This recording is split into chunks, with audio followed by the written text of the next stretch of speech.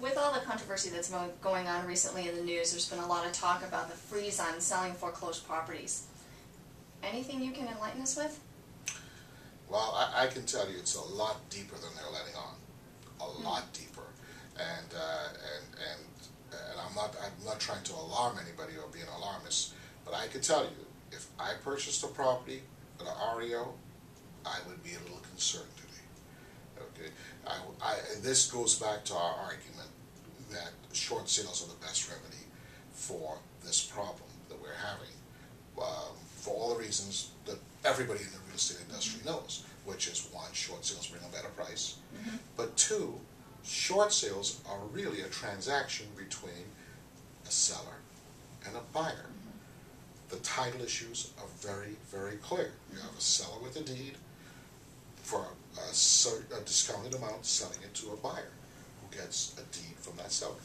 When you do a foreclosure, you have a lender or an investor now becoming the owner.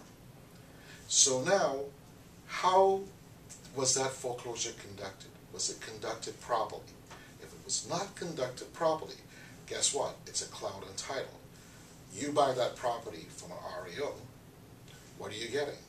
You're getting a potential lawsuit.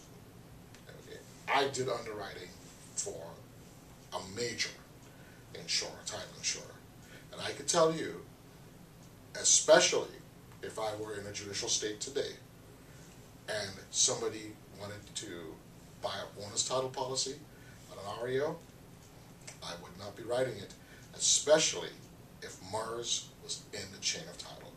That's the Mortgage Electronic Registration Service.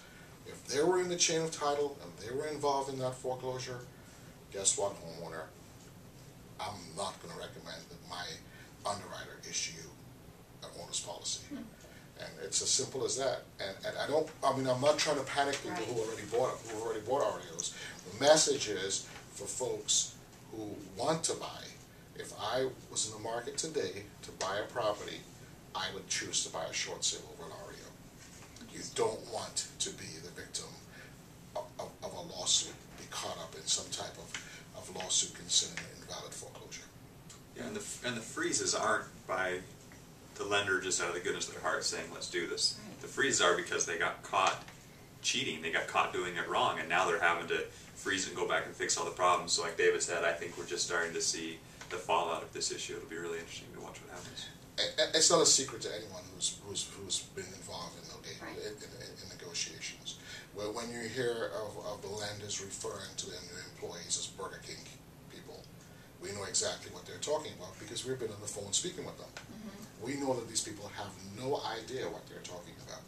And those are the people who are involved in the chain of title in those cases. And I would be very worried. I would be very worried if I were a potential buyer today.